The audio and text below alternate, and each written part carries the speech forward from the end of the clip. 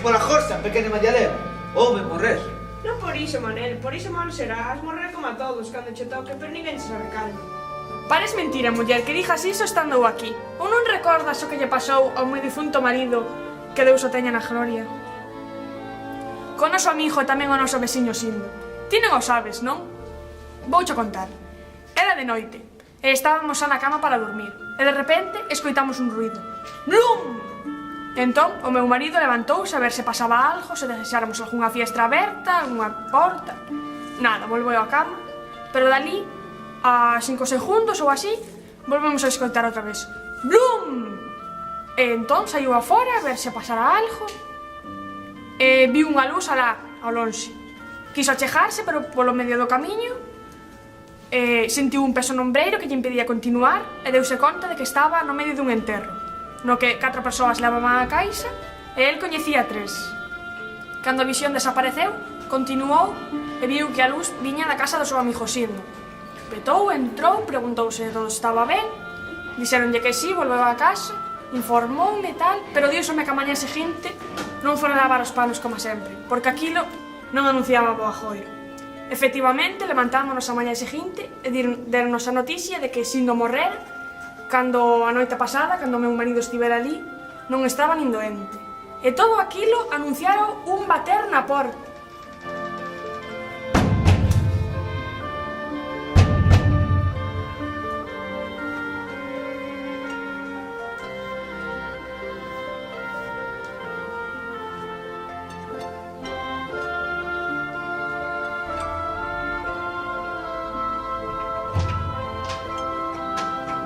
Home, Roselio, eras ti?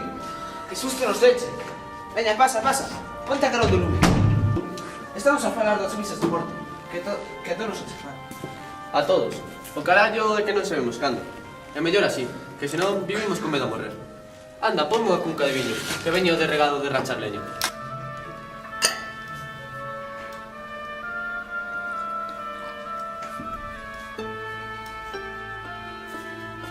O mellor ti non sabes, nin tampouco, pero hai quen cho sabe. Quen? Os corvos que se pousan no tellado de alguén a grallar, pedindo si pratos e xeito. E logo mor alguén da casa. Como pasou a noite que morreu os de Gindo? Ou falas do Urco que a medianoite viu 3 veces, estudosamente como becerra, E logo, os cans seguiron toda a noite a ladrar reo. Como pasou a noite que morreu a Bella Tirán? Ou falas da bella dentes e rejañados, da que calenta coja daña? Dela falas, muller. Ai, ni se che ocorre mentala nesta casa, que trae mala joia. Eu non falo diso, eu falo da xente que venta a morte. A min contaronme dun rapaz da parroquia Tirán que dix que era fillo dun home moi pobre, e non tiña padriño para se bautizar. Entón foi en busca dele, e camiñando topou con un home que lle dixo: "É porque vas tan triste?" E dille el: "Porque non teño padriño para bautizar o meu fillo." Pois vouche eu. E ti quen eres? Eu son a morte. Pois ti me vales que eres justiciera, non como se Deus que lle quita aos pobres para darlle aos ricos. E fixeron o trato. E cando o rapaz se fixo grande, viu a morte e díxolle: "Has de facer moi rico." E dille o rapaz: "E como?" E dille a morte: "Has predicir a morte dos enfermos. Cando me mires a cabeceira da cama, será que vai morrer. E cando me mires os pés da cama, terás que recetarlle 4 curas e 4 bebaxes." Ao principio, o rapaz tiña que ir buscando os enfermos, pero co tempo foi collendo fama e só chamaba. E un día chamaron a casa dun home moi rico, chegou ali e mirou o seu patriño ao cabeceiro da cama e dixo: "Nada, este home xa non hai nada que facer, vai morrer." E ofreceronlle máis cartos. Entón ocorreuxelle unha idea ao rapaz e dixo: "Vamoslle dar a volta que lle queden os pés contra a cabeceira." Deronlle a volta e efectivamente quedaba a morte aos pés do home. Entón, dixo, recetoulle 4 curas e 4 bebaxes. E como a morte tiña que levar a alguén, non levou o home, pero levou o rapaz. A min contoume isto a nai da veciña do cura. Va, contos de vellas. Non ves, muller, que se o mozo se morre? Como se sabe que morreu por burlar a morte que solamente el vía? Quen o dice entón? Ala, calade xa, que vai quedar o corpo aberto. Só que o que teño a decir: "Ai, podes meter un espírito no corpo, abrir a boca." Ai non, pasou yo o meu afillado, que se meteu o espírito do irmán morto no corpo. E logo falaba nel. Houbo que levar un curandeiro que xa nos corpos abertos, que os pecha. Fíxolle 3 cruces co cúitulo branco, auga bendita, e despois pechoulle con unhas chaves. Foi unha cousa terrible. Mira, Manel, ti e Mailo Roselio sodes moi descridos, pero vades nos dicir que nunca nada raro vos pasou? Eu só creo no que vexo, e non deixo voar a miña imaginación como facedes todos. Pero ahora que o dis, se recordo unha historia que me pasou cando era mozo.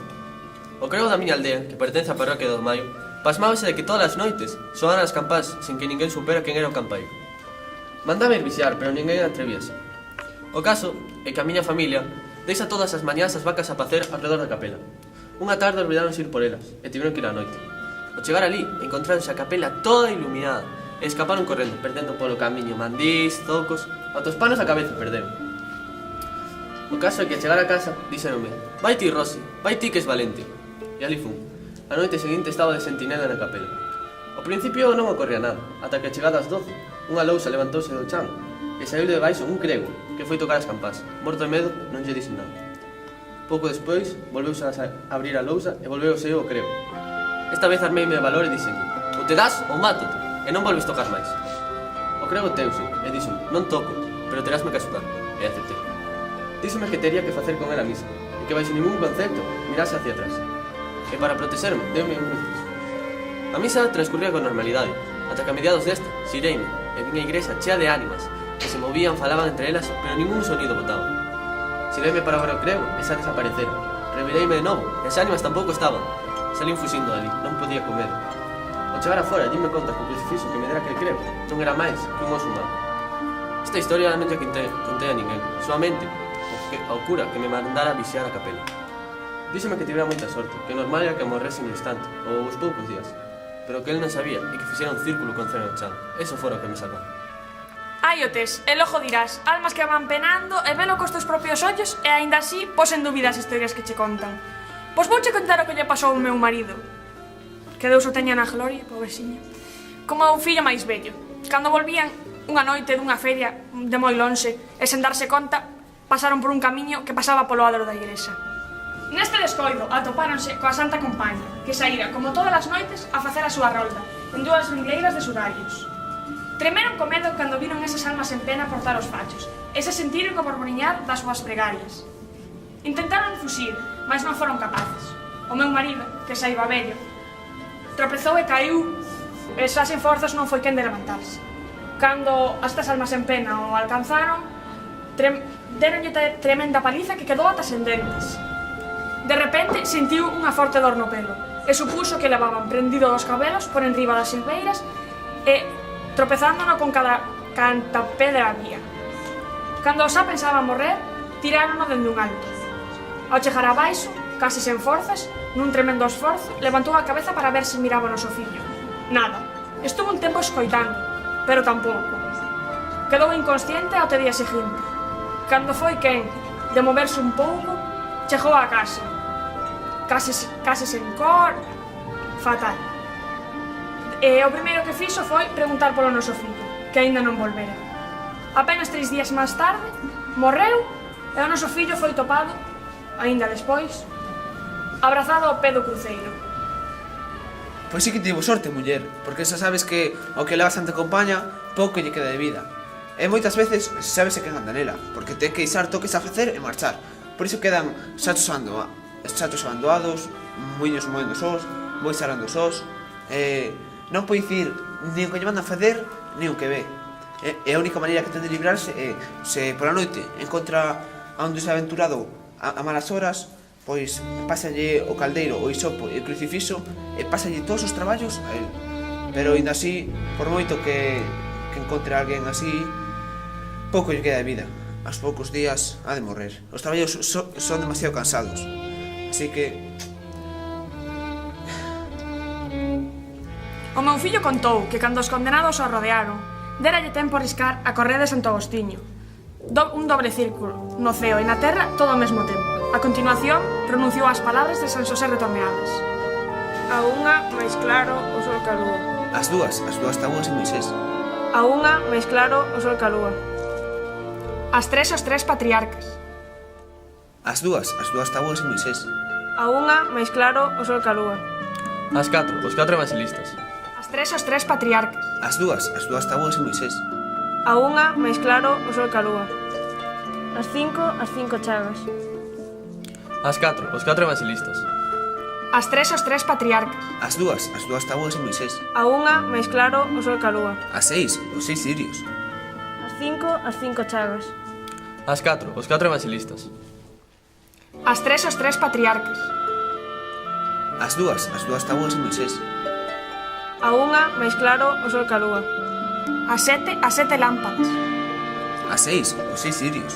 As 5 chagas. As 4, os 4 evangelistas. As 3, os 3 patriarcas.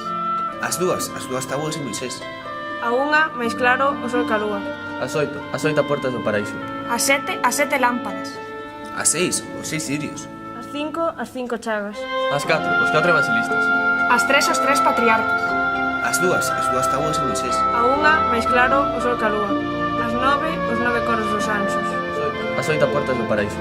As 7, lámpadas. As 6, os 6 sirios. As 5 chagas. As 4, os 4 evangelistas. As 3, os 3 patriarcas.